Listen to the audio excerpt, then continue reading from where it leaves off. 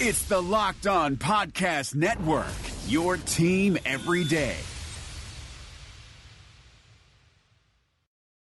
This episode is brought to you by Electrify America. Electric cars, they're normal now. Learn more at normalnow.com. Electric cars may seem a little different, but new technology always seems weird at first. Even podcasts seemed weird when they first came out in the early 2000s, and now everyone listens to them. You're listening to one right now, and just like podcasts, electric cars are normal now.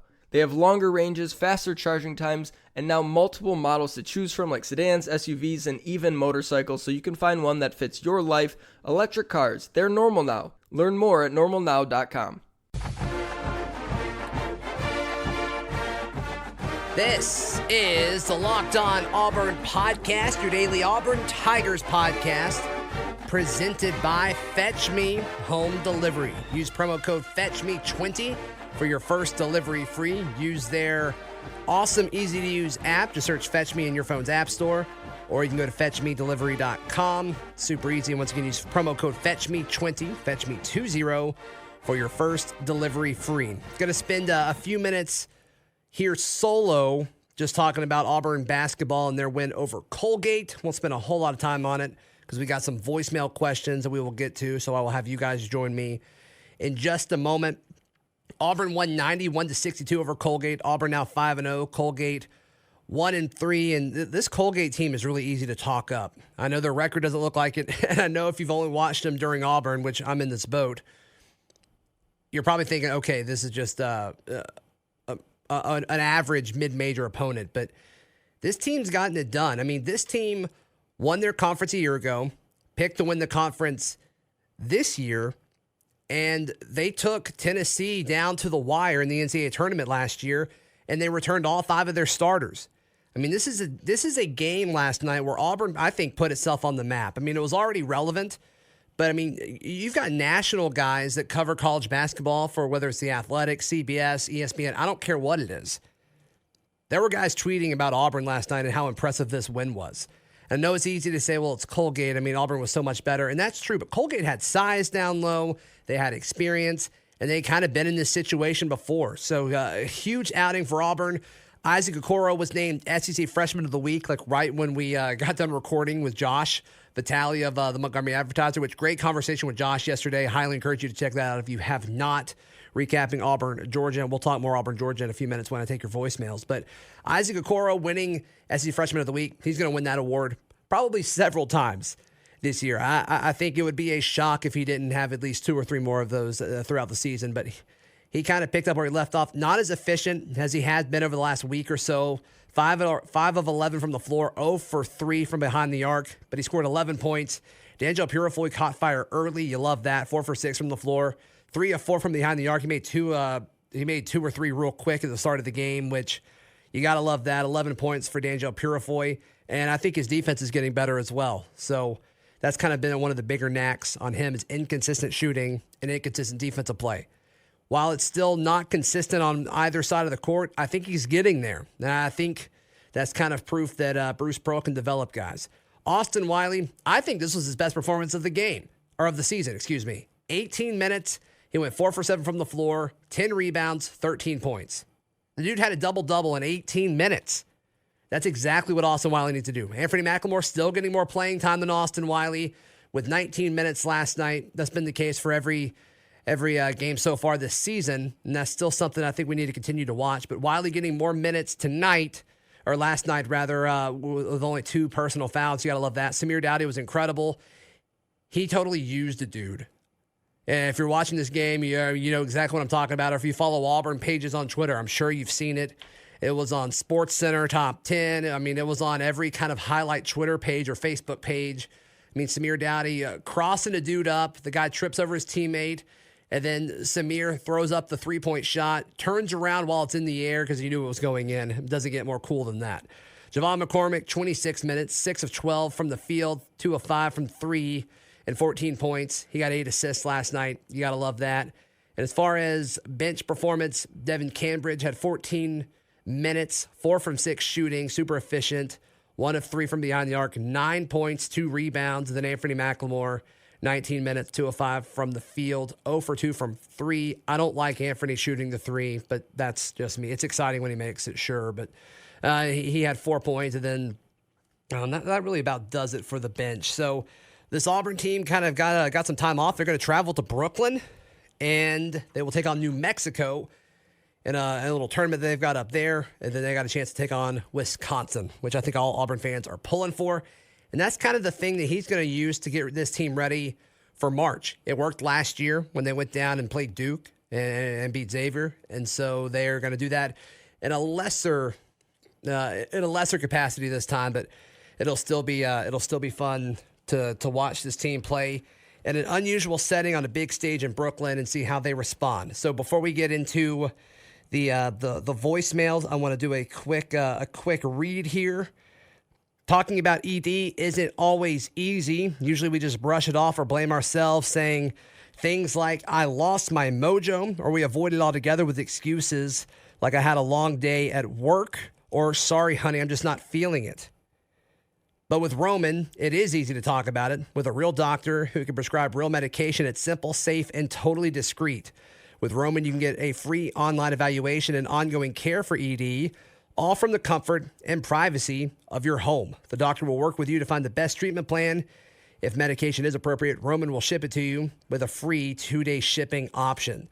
So just go to getroman.com/locked to get a free online visit and free 2-day shipping. That's getroman.com/locked, LOCKED, for a free visit to get started. getroman.com/locked.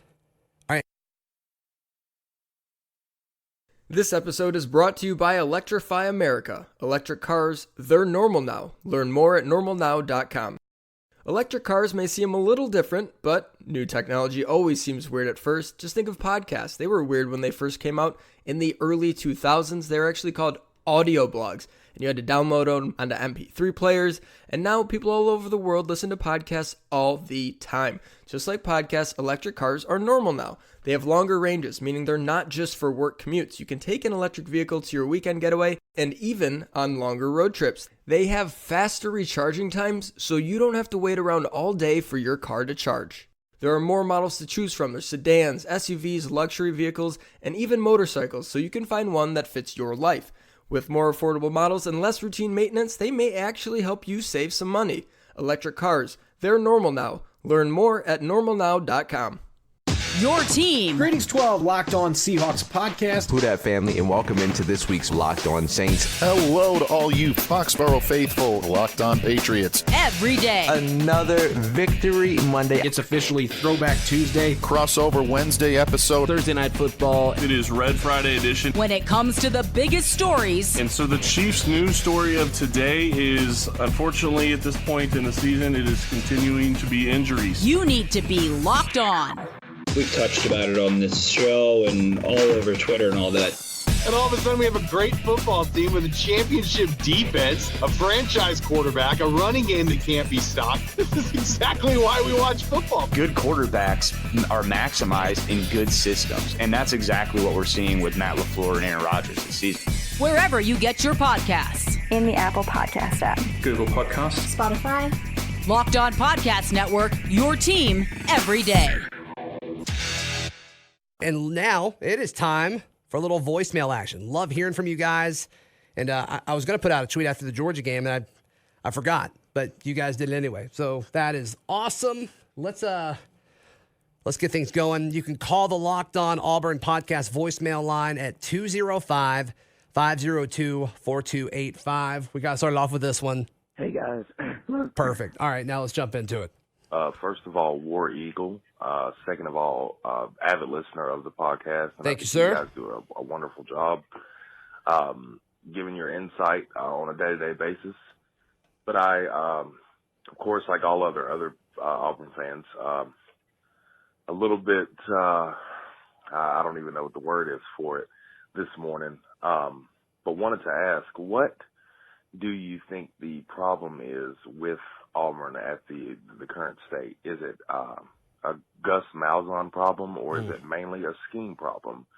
I'm leaning toward the latter due to the fact that after the first half last night against Georgia, we obviously couldn't muster a point. Right. Second half, we come out and we start tossing the football a little bit like we are an air raid offense, so to speak.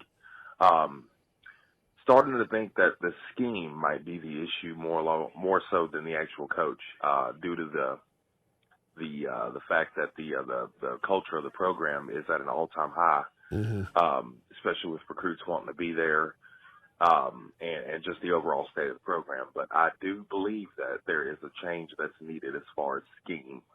Just curious as to what you guys think about it. As always, keep doing awesome work on the podcast. I will continue to listen up here in these hills of Tennessee. And thank you all again. Look forward to hearing the next show. War Eagle. Appreciate the call. And we kind of touched on this a little bit yesterday with Josh Vitale as far as, all right, something's wrong with the offense, and I can't really tell what it is. And, as far as if it's the coach or the scheme, I think that's a really interesting question because I think most upset Auburn fans would kind of lump those two things together. But I think the way you asking that, I think it is fair to separate it because you can look in the past. I mean, Malzahn has had successful seasons when he gets to run the football, and he's having to play left-handed right now. So is this his scheme of not being able to compensate if there's not a running game? Possibly. We don't really know. We haven't really seen this before. I do know one thing, and we talked about it yesterday with Josh. Bo Nix should not be throwing the ball 50 times in a game. A freshman quarterback throwing the football in a quote-unquote power run play action offense, that doesn't match. That doesn't make sense to me. So is it the coach or is it the scheme? I agree with you. I think it could be the scheme. But it's clear something's not right. And you look at it, though, and guys are getting open. So then you think, well, it could just be execution. I mean, Malzahn schemed Seth Williams open a ton, and Bo Nix capitalized on it. I think he had 13 catches. He schemed Will Hastings open. He's schemed Schwartz open. And some of these guys, it's easier to scheme open than others. He gives Eli Stove all kinds of space. Now, he only does it a few times a game. And if you've listened to the show a lot, you know how high I am as far as getting Eli Stove involved in the passing game and the rushing attack. But he schemes these guys open. I mean, even the play of the game to me was Bo Nix failing to hit Harold Joyner on that 4th and short. And he schemed Harold Joyner up. Harold Joyner had all kinds of, but he was getting more than the first down. And so I think we kind of got to ask the question, like, is it scheme or is it execution? And most times I lean on execution right now. And, you don't want to call out these 18, 19, 20-year-old kids, but Bo Nix knows he needed to make that pass to Joyner. I mean, that's the biggest mishap of the season, in my opinion. It's a big deal. It's a big deal. And I think some of those guys, like if Kerryon Johnson's still on this team, or maybe if Boobie Whitlow's in that situation, I think he's able to catch that ball, even though it was a bad pass and it was thrown behind him. Maybe they have the athleticism to slow down and kind of reach back and get it. But then, one, are they as open? Because I don't think the defense is going to be as concerned about Harold Joyner as Boobie Whitlow if he's in the game, or hypothetically Kerryon Johnson back in the day. I'm just saying as far as an athletic running back being able to make a play on that. That's a tough one. That's a tough and I'm going to be honest, I don't have the answer for it. I think it may change from week to week. I think on Georgia, as far as that, I think a lot of it was execution. And I think some of you guys are going to be like, well, what in the world? Why are you defending Gus? And I'm not doing that. I think it was execution. All right, I think it's the same guy. Hello, guys. Another tough loss. My name's Danny. Hey, Danny. I was just calling to kind of talk about the game a little bit. It seems to me, I get y'all's thoughts, that Bo Nix, when running the hurry-up offense, looks like a completely different quarterback. Just want to get y'all's thoughts on that. Seems towards the end of the games when we're running the hurry-up, he's in a comfort zone, and when we're not, he's not. Love the show, guys. Appreciate it, man. Thank you so much, Danny. And I think I lost one of the voicemails because I think the same guy called back on that first one. I am so sorry. Fan from Tennessee, please call back at some point. We did really appreciate it. Yeah, as far as where Bo Nix is most comfortable, I like him at the end of the game when he was in an empty set and he was just kind of moving the offense. And now I think it's all still one read stuff, but I don't know if it's just spraying it out and giving the space. I don't know if he's more comfortable when he's back there. But when the game speeds up, he seems to do well. And so for, all the folks that are talking against Malzahn in regards to, the timeout at the end of the first half, maybe he knew that was Bo Nix's strength. Why don't you do it more? I don't know. But I really think a lot of the success that Bo Nix had a lot to do with, was Georgia playing man or was Georgia playing zone? Because the two drives where they scored real quick in the fourth quarter, Georgia was in pretty much man exclusively. And then they went back to what they were doing when it became a one-score game, and then he had two more chances to march it down the field, and it didn't happen. So I don't know if it's more of what Auburn was doing opposed to what Georgia was doing. And I know that's not what Auburn fans want to hear, but that's just kind of what I saw. Your team. Okay, let's get it. Locked on LSU, your team every day. Welcome back in to Locked On Bama. You're going to hear about it all week long on Locked On Buckeyes. Every day. Monday through Friday. When it comes to the biggest stories. Everybody's talking, and we're not excluded from the mix. Everything that you could want from a post-game recap, we're going to do. They're far and away the number one team in the country. Winning at this point is the only thing that matters. It's going to put you in meaningful games later. You need to be locked on. Tua is the best of us. He is an incredible kid, immensely talented, and it's such a shame that his fairy tale ending was actually at the beginning. Wherever you get your podcasts. In the Apple Podcast app. Google Podcasts. Spotify. Hit us up with those 5 stars, and we're going to be here 5 days a week. 1 star for every day of the week. Locked On Podcast Network, your team every day. If you want to hear more shows like this, well, just go to LockedOnPodcasts.com. All right, let's touch on a few more. Let's see, we got 2 more here. Hello, guys. Another tough loss. My name's Danny. I was just calling. Nope, that's the one we were just playing. My talk bad. About the game a little bit. My bad. All right, what is this one? Hello, guys. Another tough loss. Weird. I've got the same one twice. A lot of Danny on the show today. My bad, guys. All right, we got one more. Here we go. Hey, Zach. Love the show. This is Danny. I just wanted to call and go over a couple things with you that I've seen as this year's went by with the Auburn offense. We hired Gus Malzahn to come in and run the hurry-up, no-huddle offense. And just from observing through the year, I've seen that, I have no confidence if we're not running the hurry-up, no-huddle. When he's subbing guys in and out of the game, changing up, receivers, moving around, very few, plays have been positive. But I've noticed at the end of the games, when we're down and we get into the hurry-up, no-huddle offense, that I feel like we're probably practicing every day at practice. I'm not a coach and I'm not at practice. But if we're practicing hurry-up with the defense we got, why wouldn't you run the 2-minute offense the whole game? I mean, if you're scoring points, you got depth on defense. Just your thoughts. Love the show, guys. Appreciate it. Yeah, so, it seems like a lot of you guys are kind of asking the same question. And I'm sure, if you guys are calling in and asking that, a lot of the fan base is feeling that way.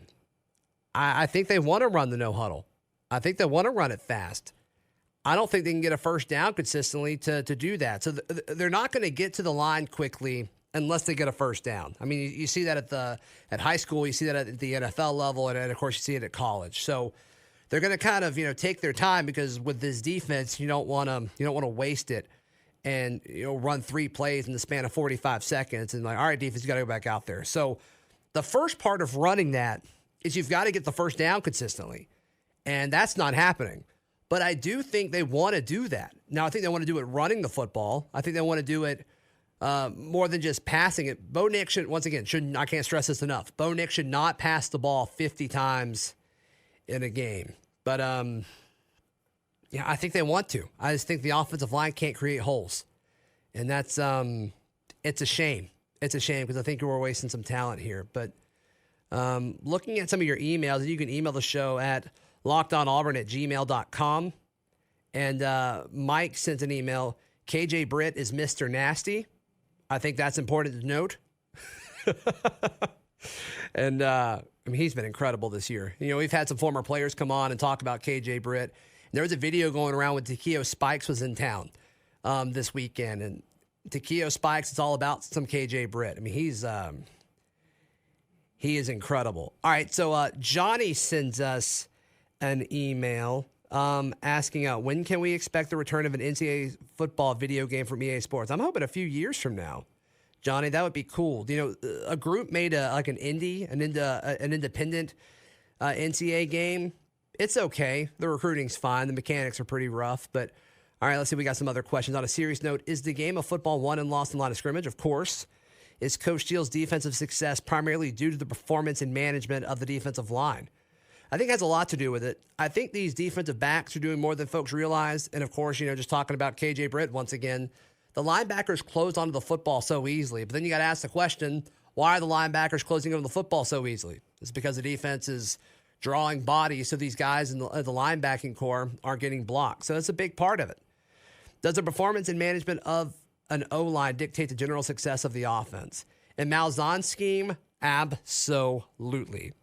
If an O-line is inadequate, does it not impact the ability to run the ball, throw the ball deep with accuracy, and call plays with confidence of successful execution? Yeah, I mean, the offensive line is definitely an issue.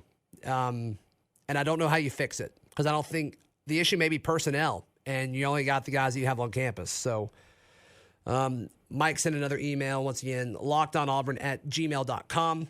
When Auburn went for it on fourth down, go back and look at Georgia's alignment. They knew the play and were incapable of checking out of a sure disaster. Run left, and it would have worked. All right, so Mike here is talking about the booby cat, the wildcat in the first half, where Auburn was putting together an awesome drive. It was the direct snap to Whitlow, and it was a power right. And you look at it, and I know exactly what he's talking about. Georgia's defense had 7 guys lined up to Auburn's right side of the field, and they had numbers going to the left. I don't know if Whitlow has the option to check out of that. You would hope he would, but Georgia no doubt knew that was coming. They were going to the run to the strong side of the formation, the unbalanced line to Auburn's right, and Georgia put 7 guys over there and said, all right, let's still do it. And Auburn did. And so I understand the frustration there. I don't know. I don't know if Boobie Whitlow has that freedom. He played quarterback in high school, was a dang good one. You think you'd give him that freedom, but he may not have had that ability. That's really that happens behind closed doors. That happens in the film room and on the practice field. So I don't know who has what ability in that situation. But I think this veteran offensive line should have seen that and be like, hey, we can't block all of these guys. There's too many guys over here for us to block. And then, you pull guys, but I mean, still, it's just the numbers game. I mean, running the football is a numbers game. And Georgia had it sniffed out, and Auburn ran it anyway. So I think it's a great question. I meant to bring that up, and I forgot. So I'm glad you emailed me, Mike. Thank you for that. Guys, today, I was solo today. Thank you so much for your calls, for really helping me out. Michael's out of town this week. So that Josh helped me out yesterday, and we'll get some guys to help me out throughout the week. But please keep the voicemails coming. I'm going to need your help this week. We had some stuff go down at work as far as affecting some duties and all that. So would love your help calling into the Locked On Auburn voicemail. Let me get that number to you one more time. 205-502-4285. You also can email us at lockedonauburn@gmail.com. And tweet at us at LockedOnAuburn or tweet at me at ZBlackerby on Twitter. This has been another edition of the Locked On Auburn podcast. It's the Locked On Podcast Network, your team every day.